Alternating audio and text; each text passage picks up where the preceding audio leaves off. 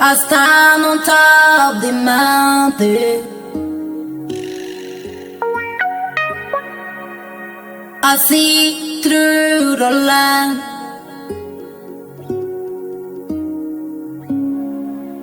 And I know my God is able. So awesome God, you take control. My God is able.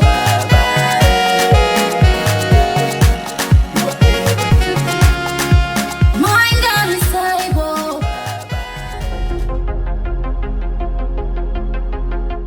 My name is Letdemsayy Livingstone.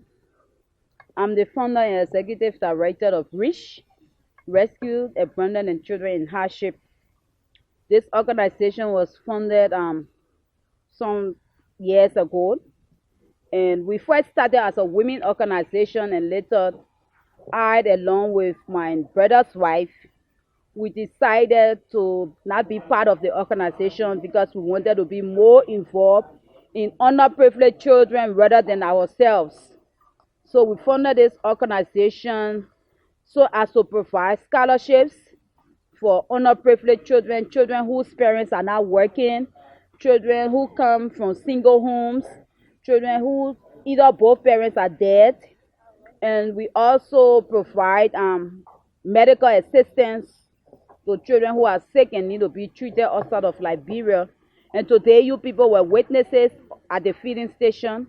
On every Saturday here, we feed over 100 children, and we are helped along with our bigger kids who are in the background. Don't mind their faces.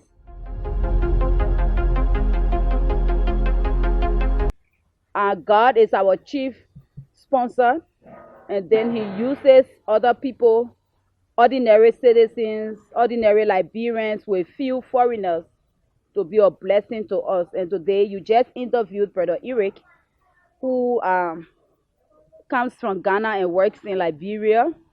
And he was just discussing with one of his workmates that he has a heart to help children in Liberia. And then his workmate said, "Oh, I know a woman from the Jakarta area who is doing well with children." And so today he's here. He came with food to celebrate Ghana's Independence Day with the children. And so for the feeding, every Saturday, we have people who, in honor of their birthdays, like your boss, Lady Kona. You were here last week with 4 bags of rice or alcohol and other things in honor of Kona's birthday. So that's how we got a sponsorship for the feeding program, where people celebrating their birthdays, their wedding anniversaries, or even death of a loved one. Today we were remembering Mother Harris. She died some years ago on March 7th, so her children decided to also send us some sweets and food for today.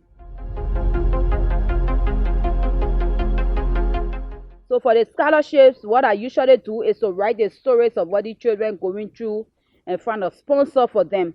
So each of them got a sponsor who has seen them. Some of them, we started with them from 10th grade. We started with some people from 7th grade, from 8th grade. We started with some people from elementary. And I'm very proud to say that last year we witnessed the graduation of 17 of our children. Out of the 17, we have 2 in Cottington.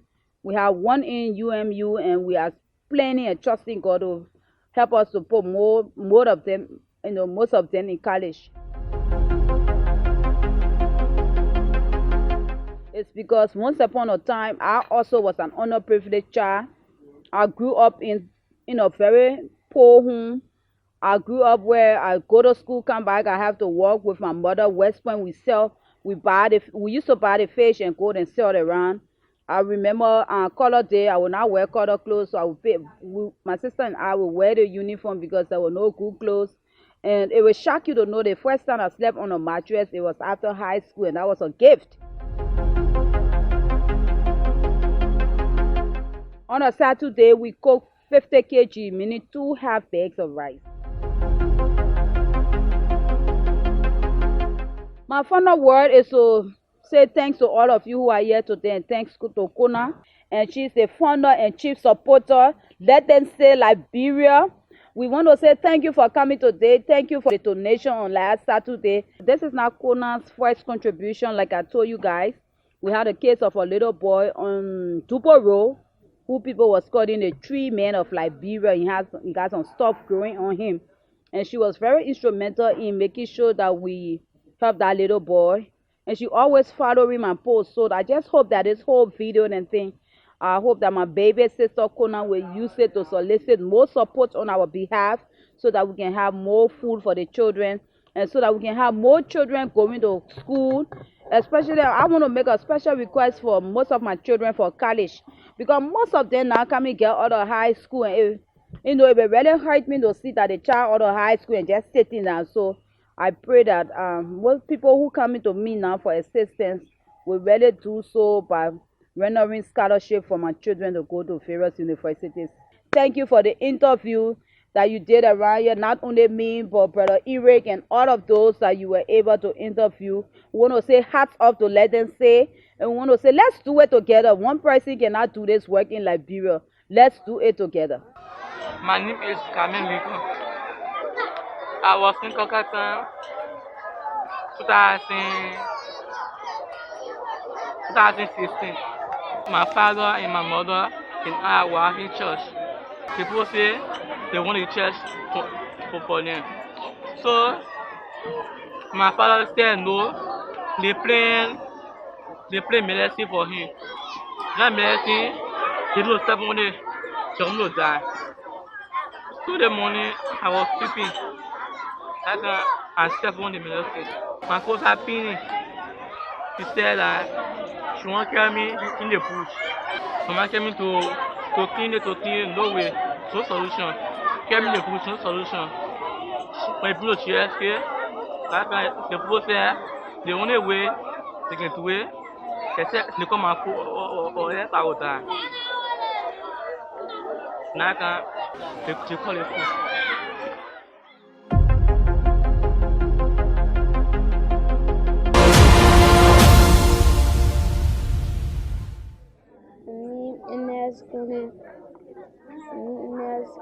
In 2016, I joined a course there. Living with mama. 2016, I was living with mama. Then my friends would go in the yard. Me and my friends we used to eat together. Me and my friends all were living in the same community. Go to your house to go play football. We were living together. After playing the football, I tell him, I want you. I tell me say water in the kitchen. I go in the kitchen. I knew the grandfather brought the chemical. We said the car still in the barrel. The grandmother bring it in the I take it, I put it in my mouth. I know I'm in our car still because it was clear just the water. I put it in my mouth. It was clear just the water. I felt the hardness I wasted. The state I went down in my throat, I ate down in my throat. We've been only going asking for help or and some people will take our number, some people will say they won't help me. Some people will say they won't help me, some people can use it to get money out of it, some people can use my kids to get money out of it. Because some people can play football or we just give it to corner, we've been in church. We will be on corner that God will help us.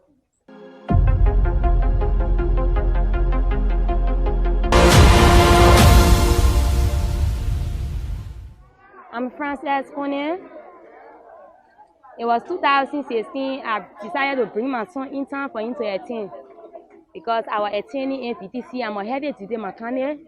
I graduated from NVDC while working. I decided to bring my son in town for him to attend.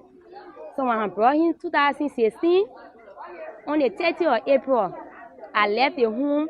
I went to visit my family. But a friend right beside me here, the little child can always play in the community, but the little child never knew that her mother, her auntie took custody from Johnsonville and brought the custody in the house. So usually when the little child come to my house to play, he always enter my house and take water and drink. So when my son went to the house while they were playing football, it like he was thirsty. So he asked a friend for water. He said, "Faith, please help me with water."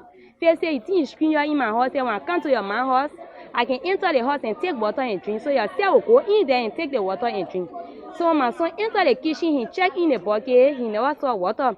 So when he opened the people barrel, like he saw the water, none in our custard, because when you see the custard, it's very clear jelly water. So when he took the custard, he dipped it. When he put the custard in his mouth, he felt the hot nail, like he wasted it. But at that time, it was late.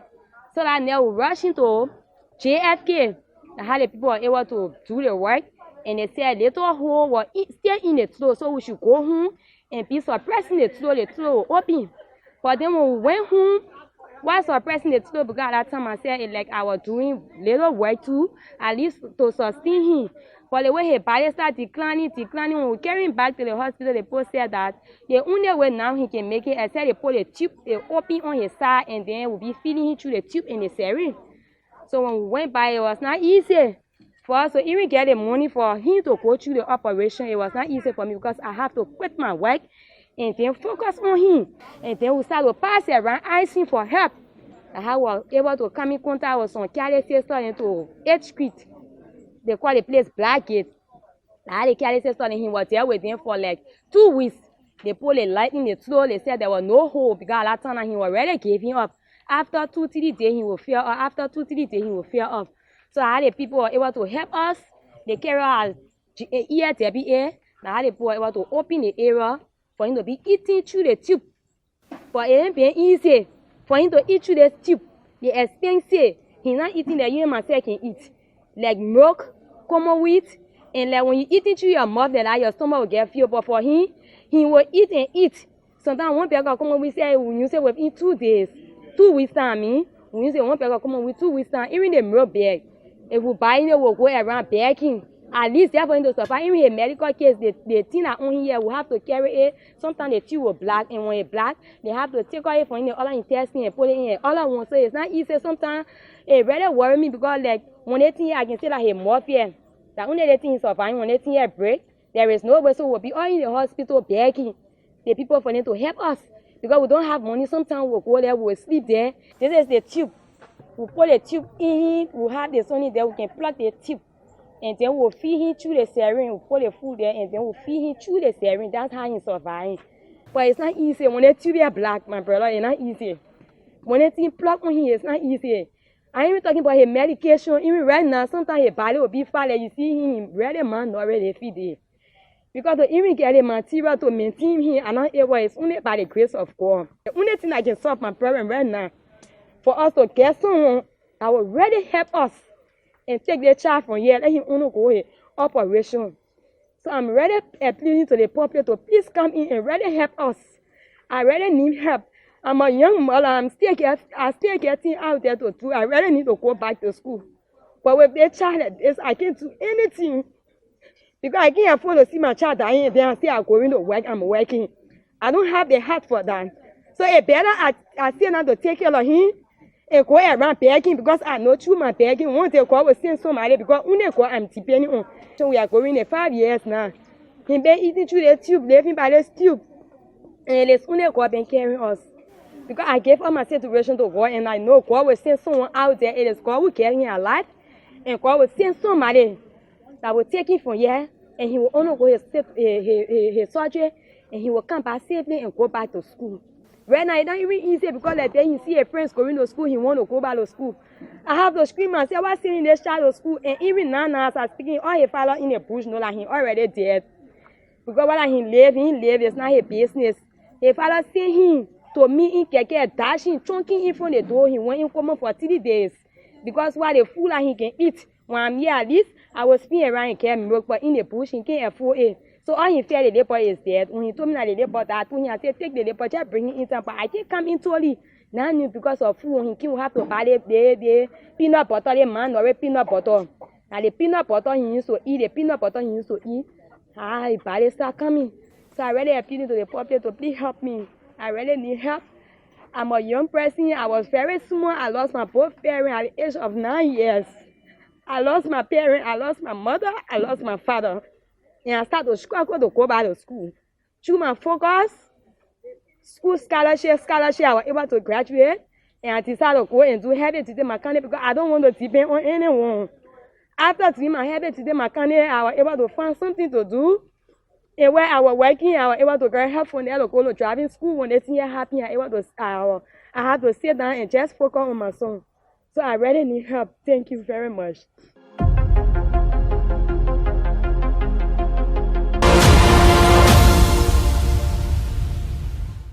I'm Casey Nelson, and I work for Chipago.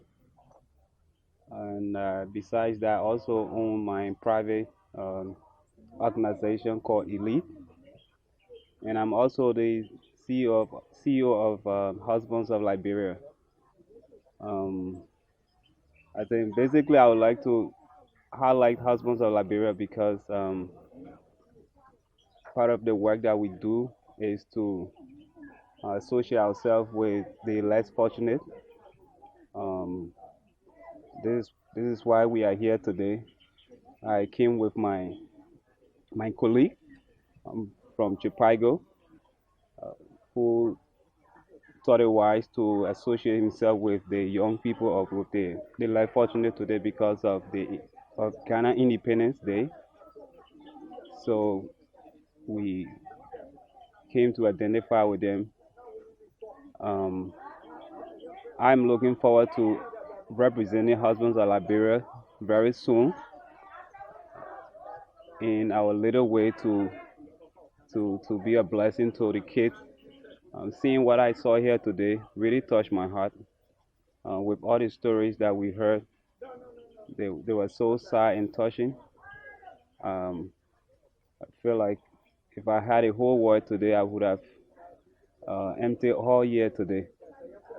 However, we we are Husbands of Liberia. I'm going to go back to my guys, take the story to them, and I'm very sure that we will be here soon to be a part of what is going on here. But I think Sis Yensua is doing very well. I must commend her for what she's doing. It take a heart, it take human being to do what she's doing, and may God actually bless her. I pray that a lot of people see the hands of her work and partner with her because, as I said, the stories are so touching, so touching. You just can't help it. So many stories we listened to here today. I felt so sad. That's why I was quiet throughout because those stories touched my heart, and I want to use this medium as well to um, talk to people who who may see it necessary to be of help to the less fortunate, um, philanthropists, well wishers, to come and see what she's doing here. And if you come, you will understand that yes, indeed, people are actually suffering in Liberia, and people need help. So I want to thank you for also giving me the opportunity um, to talk to you or to talk to the public. It is a good thing. I learned that you guys are also from a charity background, and I also want to thank you guys for the work that you're doing. Thank your CEO. So let God bless. Let them say, um, continue to do what you're doing. It is your own way that you are affecting the spirit of your contact. So hats up to you guys. Thank you.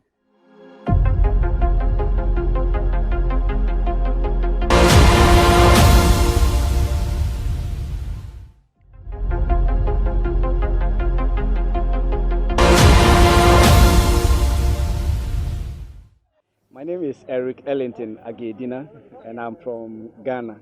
I'm the founder of Inspire Achievers. Inspire Achievers is a youth-focused organization that we work with the youth in our communities, in our school. We promote reading by forming reading clubs in the schools. We also give mentorship to our youth, trying to help them to identify their life objective and motivate them and inspire them so that they can be able to work towards achieving it. Apart from that, we go into the communities and sometimes we organize inter-community football competition. You know, the youth, they like football. So we use the football as a means of attracting the youth. We bring them together and we educate them about the dangers of substance abuse, alcoholism, and other devices that we know that destroy our youth. And that is what we do as an organization. As in Liberia here, as I've come, we are yet to see what we can do. And we found that our sister is doing something similar to what we do. So today, we decided to use the Independence Day of Ghana to partner with them to feed the children that she's sponsoring. That is why we are here today. Thank you.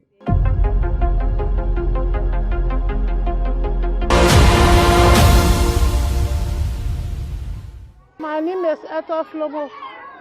This thing started on me, my stomach used to get dry. So thinking, I started to feel something coming from where I can go to the restroom. It turned big on me. So I couldn't sit down, I can't stand, I can't sleep. No help, but only go. I started to cry. Or the one day I went to JFK and I met one man. So I explained that to the man took me to the hospital. And then they removed the thing, they take it, they carry on the lap. When they take it on the lap, when they look at it, they said I was setting growth. But the thing was rotting, I was leaking water, smelling. I can't stay near my friends. I can't even sit down, I can't sleep. So they tell me that I'm not bad because the man thought I was cancer on it. So the people released me. They gave me this paper to buy some drugs. But I don't have money. I'm suffering now almost 3 months.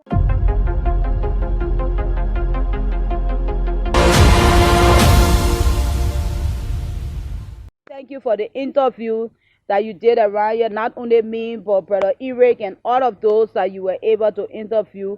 We want to say hats off to Letdemsayy. And we want to say, let's do it together. One person cannot do this work in Liberia. Let's do it together. That you could love a man.